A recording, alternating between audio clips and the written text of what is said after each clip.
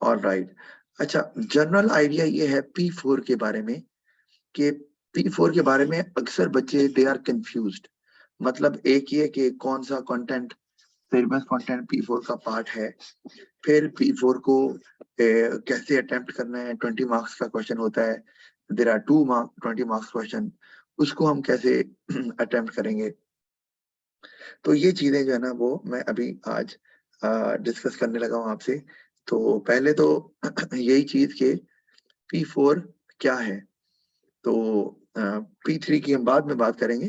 तो जैसे कि आपको नजर आ रहा है स्क्रीन पे कि P4 is about business strategy. इसका मतलब है हमने जितना सिलेबस पढ़ा है या आपने पढ़ा है, उसमें जहां जहां स्ट्रेटेजी आ रही है, चाहे वो बिजनेस की ओवरऑल स्ट्रेटेजी हो या वो किसी डिपार्टमेंट की स्ट्रेटेजी हो।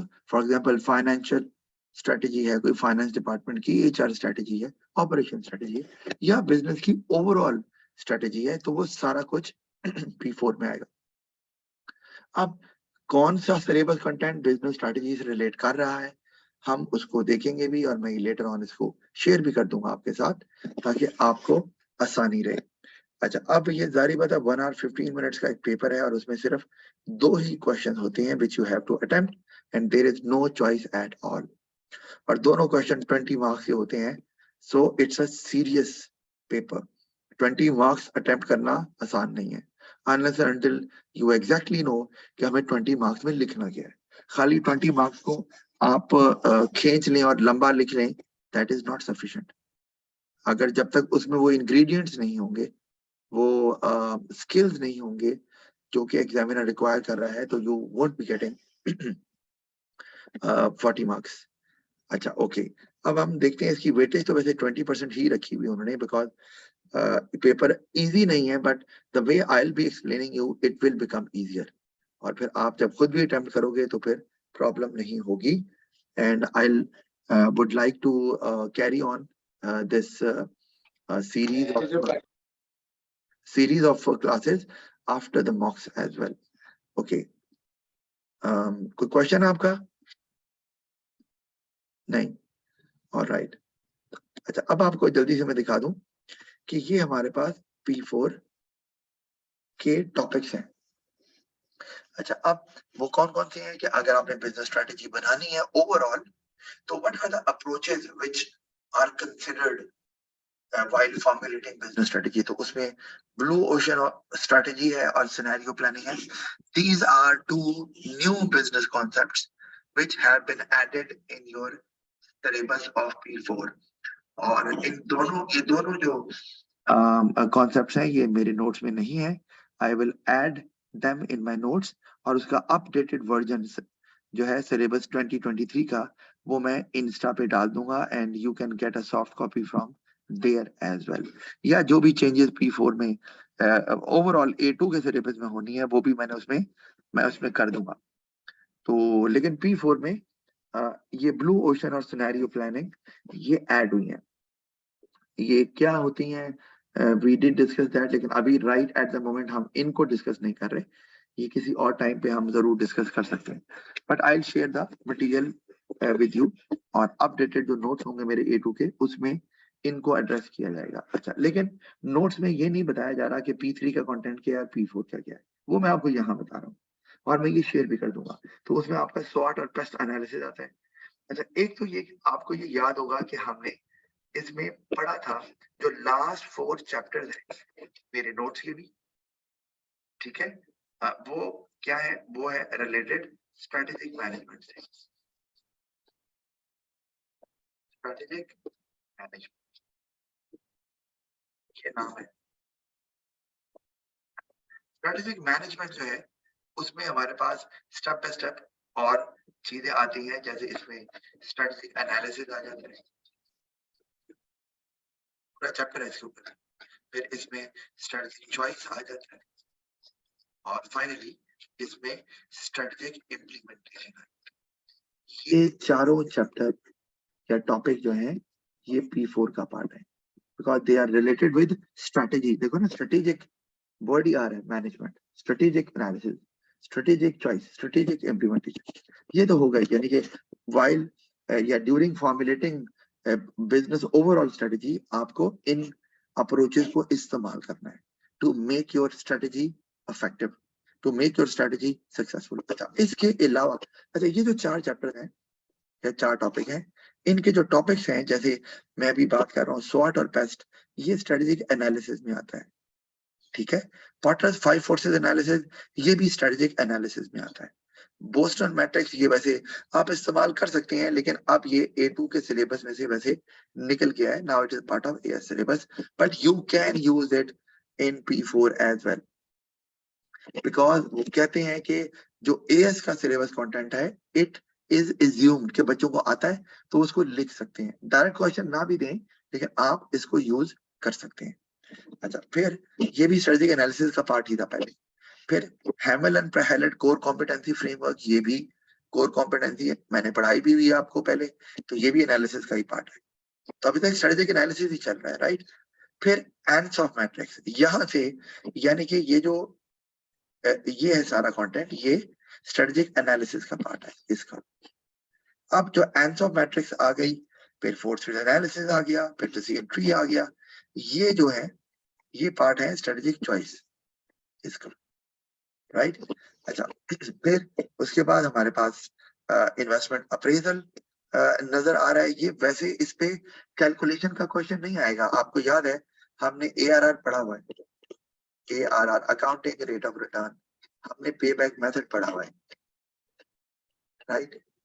हमने इसी में इसी तरह से NPV पढ़ी हुई है। जस्ट अ मिनट, ये ना आई थिंक स्पेलिंग थोड़े गड़बड़ हो गए। पे बैक मेथड हमने पढ़ा हुआ है, और इसी तरह से हमने NPV भी पढ़ा हुआ है। तो इनको कैलकुलेट करना P4 में नहीं आता, वो P3 में आ सकता है, राइट। लेकिन इनको यूज करके अगर आपको केस में दिया हुआ है NPV accounting rate of return, तो आपको यूज करना पड़ेगा व्हाइल अटेम्प्टिंग द क्वेश्चन। तो इसलिए मैंने इन्वेस्टमेंट अप्रेजल को यहाँ पर भी लिखा हुआ है। उसके अलावा एक और इंपॉर्टेंट चीज है जो मैंने यहाँ पे नहीं लिखी हुई, वो है कल्चर, ठीक है। या ज्यादा बेटर है कि मैं इसको लिखूं, क्योंकि ये भी स्ट्रेटेजी का ही पार्ट होगा। और वो क्या है, वो है चेंज कल्चर। आपने याद रखना, चेंज कल्चर ये बहुत इंपॉर्टेंट है कि व्हाइल इम्प्लीमेंटिंग अ स्ट्रेटेजी, आपको देखना है कि क्या कल्चर सपोर्ट करता है उस स्ट्रेटेजी को। अगर नहीं करता तो you have to change the culture as well, and it's not that easy to change the culture. ये जो चेंज कल्चर है, ये इम्प्लीमेंटेशन का पार्ट है। तो बेसिकली ये जो सारे टॉपिक मैंने आपको बताए हैं, ये इन चारों टॉपिक्स को कवर कर रहे हैं। Management analysis choice implementation. एक सिर्फ है इन्वेस्टमेंट अप्रेजल जो मैंने आपको बता दिया, ये अलग टॉपिक है, लेकिन इसको भी आपको यूज करना पड़ सकता है इन क्वेश्चन में, तो आपको ये आना चाहिए। अच्छा, ये तो है मेन बिजनेस स्ट्रेटजी को आप डेवलप कर रहे हैं, तो what approaches can help business strategy to be successful, तो इनको यूज करेंगे। हम इसको देखेंगे भी आंसर लिखते हुए कि इनको कैसे इस्तेमाल किया जाएगा। अच्छा, इन सबको इस्तेमाल करना जरूरी नहीं है, क्यों? मतलब हो सकता है आपको इनमें से कुछ अप्रोचेस मेंशन की हो, या आप कुछ अप्रोचेस को मेंशन कर रहे हैं, इट्स अप टू यू। सबको इस्तेमाल करना जरूरी नहीं है। तो ये भी हम देखेंगे कि इनको कैसे इस्तेमाल करना है। अच्छा, आगे चलते हैं। आगे और मजीद क्या टॉपिक्स हैं इस P4 के अंदर, वो है फंक्शनल स्ट्रैटेजी। अब फंक्शनल जब स्ट्रैटेजी आ जाती है, तो इसका मतलब है we are talking about different departments, functional departments, ठीक है, जिनके अपने फंक्शन है, द वे दे ऑपरेट। अब वो क्या है, उनमें अगर हम देखें तो हमारे पास जैसे कि HR डिपार्टमेंट है, तो उसकी ये स्ट्रेटेजीज है। हार्ड एंड सॉफ्ट HRM है, वो एम्प्लॉयमेंट कॉन्ट्रैक्ट देते हैं, मतलब वो परमानेंट कॉन्ट्रैक्ट दे रहे हैं या फ्लेक्सिबल कॉन्ट्रैक्ट्स हैं उनके। ये सब भी नया ऐड हुआ है, और ये सिलेबस में मैंने ऐड वैसे किया हुआ है, और ये अपडेटेड जो मेरे नोट्स हैं उसमें ये मैं ऐड वैसे तो किया है, लेकिन जब शेयर करूंगा तो ये भी एडेड होगा उसके अंदर। Employee performance, labour productivity, absenteeism, आपकी स्ट्रेटेजी क्या है इसको कंट्रोल करने की। MBO जो कि मैनेजमेंट बाय ऑब्जेक्टिव होता है, ये भी एक स्ट्रेटेजी है, यानी कि use of IT and artificial intelligence, जिसमें रिक्रूटमेंट, ट्रेनिंग, एम्प्लॉय परफॉर्मेंस, उनकी मेजरमेंट, ये सारा कुछ HR स्ट्रेटेजी में ही आ रहा है, और आपको ये इस्तेमाल करना पड़ सकता है। कैसे इस्तेमाल करेंगे? अगर आप डेवलप कर रहे हैं एचआर स्ट्रेटेजी, फर्स्ट के सवाल है कि एचआर स्ट्रेटेजी को डेवलप करें, वो आपको कह रहे हैं कि डेवलप करें, तो आपको इन ये चीजें इस्तेमाल करनी पड़ सकती हैं। अच्छा, एक चीज और जो मैंने आपको बतानी है कि आपको पेपर में दो क्वेश्चन पूछे जाते हैं। एक क्वेश्चन वो होता है जो कि आप जिसमें आपको एवेल्युएट करना पड़ता है। ठीक है, अभी मैं आगे चल के आपको सवाल भी दिखा देता हूँ। क्या करना पड़ता है? एवेल्युएट। ठीक है, और एक होता है जिसमें आपको एडवाइज करना पड़ता है। Remember those command words. क्या? एक एवेल्युएट और एक एडवाइज। तो इन दोनों को आपने इस्तेमाल करना है। जो एवेल्युएट वाला क्वेश्चन होता है उसमें स्ट्रेटेजी ऑलरेडी आपको दी होगी, आपने एवेल्युएट करना है कि ये स्ट्रेटेजी सही है कि नहीं है। जहां सही है वो बताना है, जहां सही नहीं है, प्रॉब्लम्स हैं, फ्लॉज हैं, वो आपने मेंशन करने हैं। तो हम इसको भी एड्रेस करेंगे। फिर हमारे पास मार्केटिंग स्ट्रेटेजी भी आपको नजर आ रही है, right? It is also part of P4, क्योंकि डिपार्टमेंट है नहीं है अलग से। कोऑर्डिनेटेड मार्केटिंग में जहाँ पे बात करनी है आपने प्रोडक्ट प्राइस प्लेस प्रमोशन, किस तरह एक दूसरे को सपोर्ट करते हैं to form a strategy. International marketing है, लेट्स से आप ये भी स्ट्रेटेजी आपकी कि you are planning to go abroad, तो उसमें मार्केटिंग का क्या रोल है। पैन ग्लोबल स्ट्रेटेजी, ये भी पढ़ी हुई है आपने कि आप एक ही स्ट्रेटेजी को इस्तेमाल कर रहे हैं इन डिफरेंट कंट्रीज। फिर use of IT and artificial intelligence, ये मार्केटिंग में कैसे इस्तेमाल हो सकती है। तो ये स्ट्रेटेजीज हैं जो कि इस्तेमाल हो सकती हैं। या तो उन्होंने मेंशन की होगी, आपको वैल्यूएट करनी है, या उन्होंने वो आपको कहेंगे कि एडवाइज करें अ सूटेबल मार्केटिंग स्ट्रेटेजी या a suitable HR strategy to the business to make it successful. तो ये इस तरह से हो सकता है, या to remove the problem faced by the business. अच्छा, फिर इसी तरह हमारे पास ऑपरेशन स्ट्रेटेजी भी होती है जिसका ताल्लुक प्रोडक्शन के साथ है, conversion of raw material into finish goods. तो इसमें भी आईटी आ रही है, आर्टिफिशियल इंटेलिजेंस आ रही है। हमने पढ़ा हुआ ये कि use of CAD and CAM, computer aided design, computer aided manufacturing, ये हमने पढ़ा हुआ है। बार इस वक्त मैं सिलेबस कंटेंट को तो टीच नहीं कर रहा आपको, लेकिन बता रहा हूँ प्रोसेस इनोवेशन है, अम, कि नए से नए प्रोसेसेस कैसे निकालें जो आपकी कॉस्ट को कम करें और आपकी प्रोडक्टिविटी को इम्प्रूव करें। ऑपरेशनल फ्लेक्सिबिलिटी है। ईआरपी हमने पढ़ा हुआ है, एंटरप्राइज रिसोर्स प्लानिंग, कैसे इस्तेमाल किया जा सकता है to contact customers, to contact suppliers, तो with single computer application. Lean production ये भी एक टेक्निक है to reduce cost and time in the production process. फिर नेटवर्क डायग्राम हमने बहुत पढ़ी है। अगेन जी Shama Khan, you are raising hand, any question और it was by chance? I think it was by chance. Okay, so network diagram, ये again, if अगर आपको नेटवर्क डायग्राम बनानी आए और वो क्या होती है वो आपको अच्छे से पता है, जिसमें आपको क्या करना पड़ता है, क्रिटिकल पाथ फाइंड करना पड़ता है, जिसको हम सीपीए भी बोलते हैं, क्रिटिकल पाथ एनालिसिस, राइट? तो जिसमें एक्टिविटीज होती है, ये भी आपको बनाने के लिए P4 में नहीं आ सकता, लेकिन बनी बनाई मौजूद हो और आपने उसको बताना है कि बिजनेस क्या स्ट्रेटजी इस्तेमाल करे, ऑपरेशनल स्ट्रेटजी के बिजनेस की जो कॉस्ट है वो कम से कम हो और जो प्रोजेक्ट है वो डिले ना हो। तो उसमें नेटवर्क डायग्राम का यूज आ सकता है, बनाने के लिए आपको P3 में दे सकते हैं, राइट? तो इसका भी अमल दखल तो मौजूद है।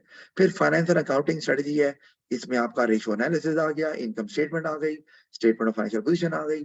तो उसमें डेटा को कैसे यूज करना है, रेशियो एनालिसिस को कैसे इंटरप्रेट करना है, वो आ सकता है। यानी कि आपको रेशियो एनालिसिस निकालना नहीं आएगा, वो कहाँ आएगा? P3 में।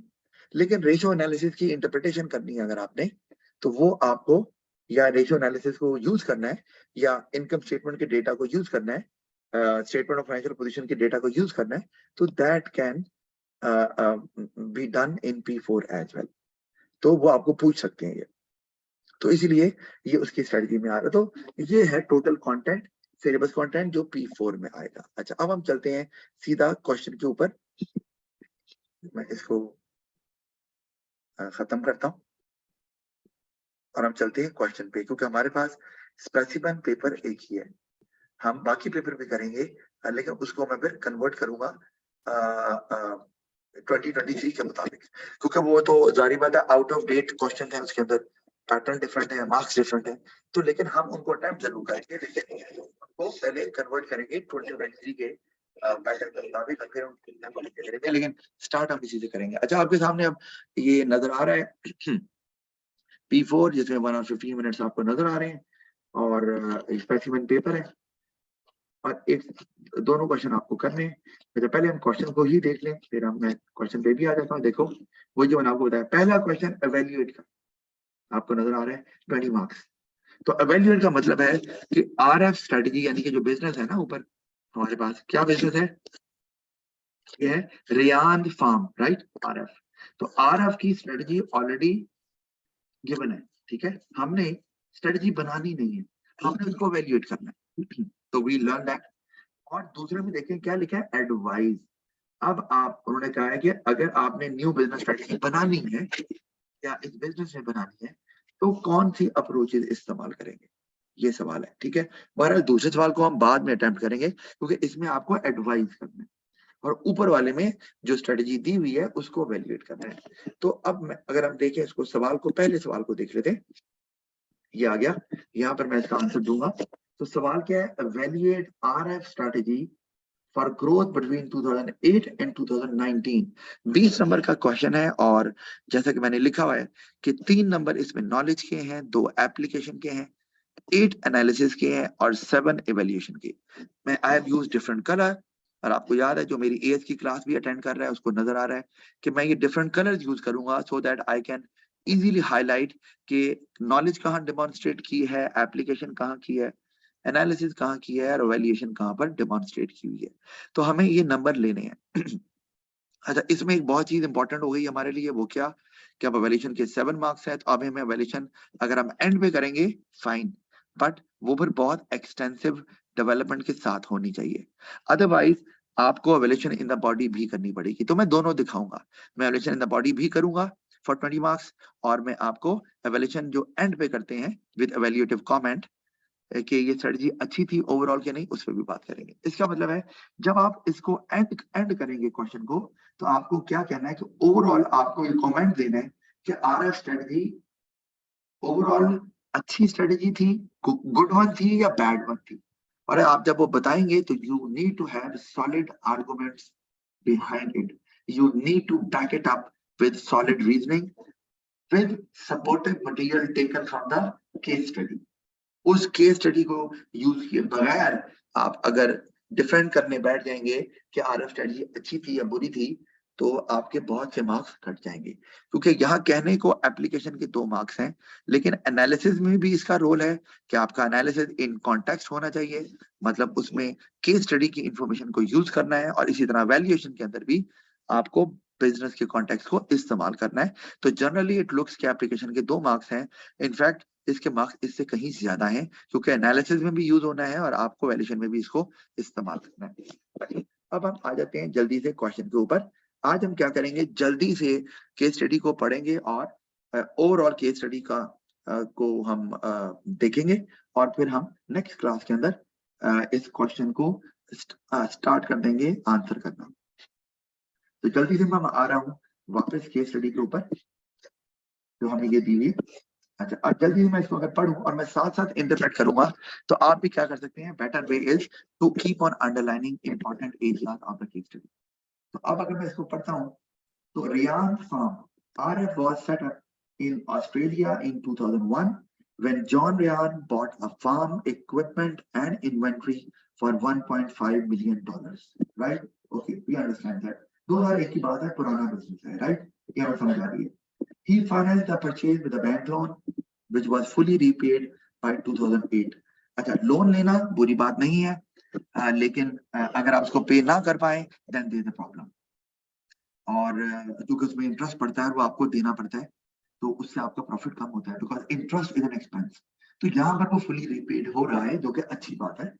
तो फिर initially RF produce sugar cane, pineapple and mango. ये इंपॉर्टेंट है हमारे लिए कि रेयान फार्म या जो आरएफ है वो किन प्रोडक्ट्स में डील करता है। तो अंडरलाइन कर सकते हैं, we have to go in the answer of the question, sugar cane, pineapple and mangoes.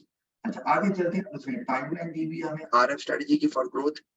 अच्छा, तो उसमें 2008 से 14 तक जो उसने कहा है कि several purchases of land to increase capacity, gain economies of scale and maximise profit margin. All profit reinvested in RF. अगर हम देखें ओवरऑल इसको, तो हमें ये नजर आ रहा है कि सारा जो लैंड है वो आप जो लैंड आप परचेज कर रहे हैं कैपेसिटी बढ़ाने के लिए, उसका मकसद है इकोनॉमी ऑफ स्केल को अचीव करना, राइट। और इकोनॉमी ऑफ स्केल आपको पता है कि एक एडवांटेज है बिजनेस के लिए, और वो क्या करता है, it reduces the average cost of the business, तो ऑफ कोर्स उसे प्रॉफिट बढ़ता है। और उन्होंने कहा भी हुआ है कि वो प्रॉफिट को मैक्सिमाइज करना चाह रहे हैं। तो प्रॉफिट मैक्सिमाइज करने के दो तरीके होते हैं, अपनी प्राइस को बढ़ाओ और अपनी कॉस्ट को कम करो। तो ये कॉस्ट को तो कम कर रहे हैं ना, कि लैंड परचेज करके, ताकि बल्क में आप प्रोडक्शन करेंगे, अगर बल्क में बाय करेंगे तो इकोनॉमी स्केल से कॉस्ट कम होगी। तो नजर तो आ रहा है हमें कि वो अपने ऑब्जेक्टिव को मीट करने के लिए सही डायरेक्शन में है। लेकिन एक चीज ये भी है कि प्रॉफिट सारे का सारा री इन्वेस्ट हो रहा है, तो इसमें हम एक क्वेश्चन मार्क लगा सकते हैं। ये इंपॉर्टेंट पॉइंट है ऑफ द स्ट्रेटेजी, कि अगर सारा प्रॉफिट इन्वेस्ट कर दिया जाएगा, आरएफ करेगी, तो वो अपने शेयर होल्डर्स को क्या देंगे, ओनर्स को क्या देंगे। तो that could be an area of concern. तो इसको हम एड्रेस करेंगे अपने क्वेश्चन में भी, लेकिन आप इसको अंडरलाइन कर सकते हैं कि that is an issue. Although इसका फायदा जरूर है, क्या, कि प्रॉफिट अगर आप री इन्वेस्ट करते हैं तो ये बिजनेस को कहीं से लोन नहीं लेना पड़ रहा, कोई इंटरेस्ट नहीं देना पड़ रहा, और तो इसमें बिजनेस को पे बैक भी नहीं करना, और रेडीली अवेलेबल है। तो फायदे तो हैं इसके, हम इसको एड्रेस करेंगे। लेकिन नुकसान भी है, particularly for the owners. Business के लिए तो फायदा ही है। फिर हम अगर आगे चलते हैं, तो all land converted to sugar cane production, see appendix 1 अभी हम देख लेते हैं। तो ये भी सारे लैंड को आपने शुगर केन प्रोडक्शन के लिए यूज करने लगे हैं। और हमने ऊपर पढ़ा है कि ये 3 प्रोडक्ट्स में डील करते हैं, sugar cane, pineapples and mangoes. तो इसका मतलब है कि वो जो पाइनएप्पल्स और मैंगोज है उसकी प्रोडक्शन को आप खत्म कर देंगे, उसको नहीं करेंगे। तो इसका हमें जनरली फायदा तो नजर आ रहा है कि अगर लेट्स से शुगर केन की डिमांड ज्यादा है और उसकी प्राइस बढ़ रही है, फॉर एग्जांपल मैं ऐसे एग्जांपल दे रहा हूँ, तो उससे आपके प्रॉफिट मैक्सिमाइज होंगे, क्योंकि अब आपने वही प्रोडक्शन करनी है जिसकी डिमांड ज्यादा है। लेकिन इसका नुकसान भी है कि अब ओवर डिपेंडेंसी बढ़ गई है आरएफ की, क्योंकि अगर लेट्स से शुगर केन की प्रोडक्शन आप करते हैं, उसकी डिमांड नहीं है, या और कॉम्पिटिटर्स आ जाते हैं and your sales go down, तो आपको प्रॉफिट और कहीं से नहीं हो रहा। You are wholly and solely dependent on the production of sugar cane and the sale of sugar cane. तो वो तो आपकी नहीं बिकेगी, तो आपका तो ऑलरेडी पाइनएप्पल एंड मैंगोज नहीं बना रहे, तो ये हाईली रिस्की स्ट्रेटेजी भी बन जाती है। बहरहाल ये हम इंटरप्रेट कर रहे हैं, अभी इसको जब आंसर देंगे तब इसको एड्रेस करेंगे। अच्छा, अपेंडिक्स 1 को देख लेते हैं, क्योंकि 2015 में उसने कहा है अपेंडिक्स 1 को रेफर किया है। तो ये है, अब इसमें of course large profit margin हमें नजर आ रहे हैं, ओके, वो हमने देखा भी है बिल्कुल। तो ये एक अच्छी बात है। 80% of Australian sugar cane is exported. इसका मतलब है कि डिमांड मौजूद है बाहर के मुल्कों में भी। तो that might be the reason कि उन्होंने सारे लैंड को शुगर केन प्रोडक्शन के लिए इस्तेमाल कर रहे हैं। तो कीप ऑन रेजिंग क्वेश्चंस, आप हिंट लिख सकते हैं, ताकि आप डेवलपमेंट में बाद में इस्तेमाल कर सकें। अच्छा, the main export market include Russia, China, Indonesia and the United states. ये चले उन्होंने बता दिया हमें कि ये एक्सपोर्ट मार्केट मौजूद है जहां आप एक्सपोर्ट कर सकते हैं। फिर उसके बाद Australia does not subsidize sugar cane production, however European and American producers are subsidize. तो यहाँ एक बात आ गई कि ऑस्ट्रेलिया, यानी कि जहां पर आरएफ लोकेट करता है, आरएफ कहाँ लोकेट करता है, ऑस्ट्रेलिया में। तो ऑस्ट्रेलिया की गवर्नमेंट किसी तरह की सब्सिडी नहीं दे रही शुगर केन प्रोडक्शन के लिए। सॉरी। तो सब्सिडी का मतलब क्या होता है कि एक सर्टेन अमाउंट, एक फाइनेंशियल सपोर्ट गवर्नमेंट की तरफ से होती है टू प्रोड्यूसर, जिससे प्रोड्यूसर की जो कॉस्ट है वो शेयर हो जाती है। तो यहाँ पर शेयर नहीं हो रही कॉस्ट, ठीक है। तो it could be a disadvantage. और पर्टिकुलरली अगर हम यूरोपियन और अमेरिकन प्रोड्यूसर्स को देखें, तो अमेरिका जो है वहाँ, वो भी एक एक्सपोर्ट मार्केट है। आप देख रहे हैं यूनाइटेड स्टेट्स।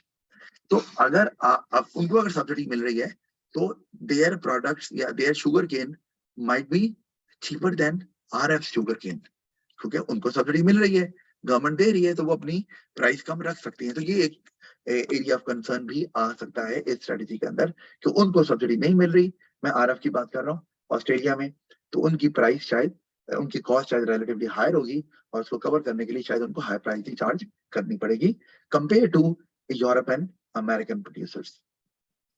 फिर ब्राजीलियन शुगर केन फार्मर्स को अगर आप देख लें, are more efficient than Australian sugar cane farmers. तो यहाँ पर भी एक सकता है कि वो ज्यादा एफिशिएंट है। एफिशिएंट होने का मतलब है कि वो वेस्ट नहीं कर रहे, तो उनकी कॉस्ट कम है, ठीक है।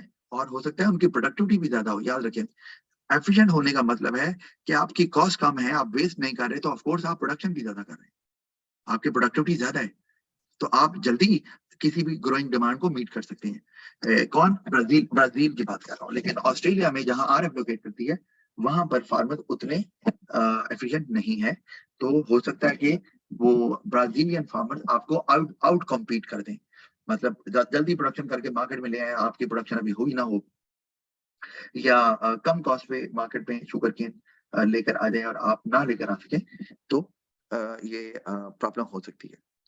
अच्छा, ओके, फिर आगे हम चलते हैं तो अच्छा, एक बात जरूर है कि शुगर केन की प्रोडक्शन के लिए जो टाइम लगता है वो तो लगना ही लगना है। आप टाइम को तो कम नहीं कर सकते ऑफ कोर्स, लेकिन ऑफ कोर्स उसके बाद जो स्टेजेस हैं वो आप उनको जल्दी जरूर कर सकते हैं। अच्छा, तो कि जैसे कि picking up sugar cane from the farms, वो जल्दी कर सकते हैं, तो वो उसमें ज्यादा एफिशिएंट है ब्राजील। तो ये एक पॉइंट अगेन आ गया, एक एरिया ऑफ कंसर्न। फिर global demand for sugar cane and sugar cane products is forecast to continue growing. तो ये एक अच्छा साइन है आरएफ के लिए कि शुगर केन की, जैसे हमने ऊपर बात की है, कि डिमांड बढ़ रही है। तो इसका मतलब है ये जो वो कर रहे हैं कि सारे लैंड को शुगर केन प्रोडक्शन के लिए इस्तेमाल कर रहे हैं, तो this is a good strategy. तो हमारे पास अच्छे और बुरे पॉइंट्स नजर आ रहे हैं स्ट्रेटेजी के, जिसको हम बाद में इस्तेमाल करेंगे इन द आंसर। अभी हम इस वक्त यहाँ पर इसको इंटरप्रेट कर रहे हैं। अच्छा, इसी तरह से आगे अगर हम देखें तो उससे प्रॉफिट बढ़ेगा ना। फिर there is pressure on the industry to make production more sustainable, for example using less water.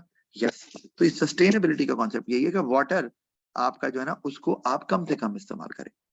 ये ना हो कि बाद में आपको क्लीन वाटर की शॉर्टेज हो जाए, मिले ना, ठीक है, ये पानी की शॉर्टेज हो जाए, जैसे कि हो जाता है पाकिस्तान में, जैसे कि प्रॉब्लम चलती रहती है। तो यहाँ पर एक प्रेशर आ रहा है कि पानी कम इस्तेमाल करें, और यहाँ पर शुगर केन की प्रोडक्शन के लिए you require adequate water supply, ये याद रखें। तो अगर आप पानी को कम करेंगे इस्तेमाल, तो शुगर केन की प्रोडक्शन पे इम्पैक्ट आ जाएगा, उसकी क्वालिटी पे इम्पैक्ट आ जाएगा। तो ये आप, और वो तो सारा रेवेन्यू प्रॉफिट जनरेट ही शुगर केन से कर रहे हैं, तो देयर इज अ प्रॉब्लम ना, मेजर मेजर थ्रेट आ गया। तो ये भी एक इशू हो सकता है। हम इसको देखेंगे कि हम इसको कैसे वैल्यूएट भी करेंगे आगे चल के। अच्छा, ये हमारा अपेंडिक्स 1 हमने देख लिया, तो हमारी स्ट्रेटजी जो हमने कवर कर ली 2015 वाली। अब अगर हम आगे देखें कि टेक ओवर ऑफ बीकेएल, इसको हम जरा एड्रेस कर लेते हैं कि take over of BKL a neighbouring farm for $10 million, यानी कि एक सिग्निफिकेंट अमाउंट उन्होंने खर्च की है 2016 में, $10 मिलियन। और इसको फाइनेंस कहां से किया है? बैंक लोन से और सेल ऑफ शेयर से। तो और एक प्राइवेट लिमिटेड कंपनी उन्होंने बनाई। तो यहाँ पर एक इश्यू आ सकता है कि अगर आप बैंक लोन से फर्ज किया, half of the amount raise कर रहे हैं $5 मिलियन, तो उस पर इंटरेस्ट भी कितना चार्ज हो रहा होगा, और इंटरेस्ट अगर ज्यादा है तो फिर इंटरेस्ट एक एक्सपेंस है, वो आरएफ के प्रॉफिट को कम भी कर सकता है। ठीक है, और इमेजिन करेंगे अगर 2008 से 14 का अगर आप देखें, तो वहां पर कोई प्रॉफिट नहीं दिया गया, क्योंकि सारा प्रॉफिट री इन्वेस्ट किया गया था। तो अगर यहाँ पर भी प्रॉफिट कम हो जाए, क्योंकि स्टार्ट में क्योंकि इंटरेस्ट देना पड़ रहा है आपको, तो ये आप लिंक कर सकते हैं इस तरह से, this could be a major concern for the shareholders as well, कि यार प्रॉफिट पहले भी नहीं दिया तो आप भी नहीं देंगे, तो ये एक प्रॉब्लम आ सकता है। इसी तरह से सेल ऑफ शेयर्स की बात करें, तो अगर आप ज्यादा शेयर सेल करेंगे, तो इसमें प्रॉब्लम आ सकता है क्या, कि ओरिजिनल ओनर्स में lose control of the business. और यहाँ ओरिजिनल ओनर कौन है? जॉन जॉन साहब खुद हैं, मैनेजिंग डायरेक्टर हैं, और 51% शेयर्स इन्होंने एक्वायर किए हुए हैं। तो अगर शेयर ज्यादा सेल होंगे, तो हो सकता है इनके 51% शेयर्स की जो होल्डिंग है वो चली जाए, और जॉन जो है वो शायद डायरेक्टर रहे ही ना। तो this could be a major threat. John तो चाहता है, जिसने कंपनी स्टार्ट की है, कि मैं डायरेक्टर भी रहूं, लेकिन शेयर ज्यादा सेल करने से ये प्रॉब्लम आ सकता है, और उसमें प्रॉफिट भी फिर ज्यादा शेयर होगा जो डिविडेंड आएगा among other shareholders as well. तो जॉन को भी प्रॉब्लम हो सकता है, जो अदर शेयर होल्डर्स हैं एग्जिस्टिंग, उनको भी प्रॉब्लम हो सकता है कि हमारा जो प्रॉफिट है वो मजीद शेयर हो रहा है among other shareholders as well. अच्छा, इसमें अब अगर हम अपेंडिक्स 2 को देख लें, तो लेट्स सी अपेंडिक्स 2। ये है हमारे पास HR directors report summary following RF take over of BKL, यानी कि अगर वो टेक ओवर कर रहे हैं, तो उसमें क्या हो रहा है हमारे पास, जरा गौर कीजिए। The two farms had very different corporate culture. तो ये हमने बात की भी थी अभी के, कल्चर जो है उसको चेंज करना, it's a daunting task, it's a challenging task, क्योंकि दो workers different style of working में काम कर रहे हैं, their values beliefs are different, their way of doing work is different. तो वो ऑल ऑफ अ सडन तो एक जैसा नहीं हो सकता. अब आप टेक ओवर कर रहे हैं और दोनों बिजनेसेस का कल्चर डिफरेंट है, तो उसमें the way managers deal their workers वो डिफरेंट है, तो उनका फिर एक वो केमिस्ट्री नहीं होगी, उनका इकट्ठे एज अ टीम काम करना मुश्किल हो जाएगा. आपको फिर वो कल्चर को चेंज करना है और वो मुश्किल काम है. तो यहाँ पर भी एक इशू आप रेज कर सकते हैं कि जो टेक ओवर आपने किया, जो स्ट्रेटजी इस्तेमाल कर रहे हैं ग्रोथ की by taking over another business, तो यहाँ पर एक मेजर कंसर्न आ सकता है. और इसमें हमें नजर आ रहा है डिफरेंसेस कि हार्ड एचआरएम इस्तेमाल कर रहा है आरएफ, और बीकेएल जिसको टेक ओवर कर रहे हैं वहां पे workers are familiar with soft HRM. तो ये एक एरिया ऑफ कंसर्न आ गया, क्योंकि अब हार्ड एचआरएम में वर्कर्स को डिफरेंट तरीके से डील किया जाता है. उसमें क्या होता है कि उसमें वर्कर्स को ट्रेनिंग नहीं दी जाती, उसमें कॉस्ट कटिंग की तरफ जाया जाता है, वर्कर्स की वेजेस को इतना सिग्निफिकेंटली बढ़ाया नहीं जाता, जबकि सॉफ्ट एचआरएम में द अदर वे राउंड है. तो ये प्रॉब्लम आ रहा है ना. फिर most of the BKL employees were on flexi time contracts. अब फ्लेक्सी टाइम ये भी नया कॉन्सेप्ट ऐड हुआ है, मेरे नोट्स में भी है कि फ्लेक्सी टाइम है कि workers they decide at what time to work. कि कोई वर्कर अगर ये कहता है जी मैं बस 2-3 घंटे के लिए ही आऊंगा काम करने के लिए, कि उसको कुछ उसकी फैमिली कमिटमेंट्स हैं या वो 3 घंटे ही काम कर सकता है, तो workers are given the independence, तो वो उतने काम कर रहा है, पैसे भी बन रहे हैं. जबकि आरएफ के जो एम्प्लॉइज हैं वो एनुअलाइज कॉन्ट्रैक्ट्स में. एनुअलाइज का मतलब है कि आपको साल के इतने घंटे पूरे करने हैं. ऑल्दो आपको ऑप्शन दिया जाता है कि आप ये घंटे कब कब और कहाँ कहाँ पूरे करेंगे, but you have to meet those minimum number of hours. तो आप कम नहीं कर सकते. तो ये एक प्रॉब्लम आ गया ऑफ कोर्स, तभी तो हार्ड एचआरएम है ना. फ्लेक्सी टाइम में आपने कहा मैं इतने घंटे काम करूंगा, फाइन. एनुअलाइज कॉन्ट्रैक्ट में आप ऐसा नहीं कर सकते. अगर आपने एनुअलाइज आपका कॉन्ट्रैक्ट है और आपने अगर वो घंटे पूरे करने हैं, वो 200 हैं 300 हैं, तो वो आपको करने पड़ेंगे जैसे भी है. तो ये भी एक इशू आ रहा है कि वर्कर तो यूज टू नहीं है एनुअलाइज कॉन्ट्रैक्ट. और वो हमें नीचे नजर आ रहा है क्या, RF moved BKL employees on to annualise contract, यानी कि उन्होंने फ्लेक्सी टाइम कॉन्ट्रैक्ट खत्म किए, एनुअलाइज कॉन्ट्रैक्ट की तरफ चले गए. लेकिन उससे क्या हुआ, half of them chose to leave. आधे वर्कर अगर चले जाएंगे तो it's not easy to hire them again या हायर न्यू वर्कर्स अगेन. आपको पूरा रिक्रूटमेंट प्रोसेस चाहिए और लिखा हुआ आगे recruitment is difficult, time taking है, इट इन्वॉल्व्स मैनी आप कह लो कि वर्कर्स, फाइनेंशियल रिसोर्सेज.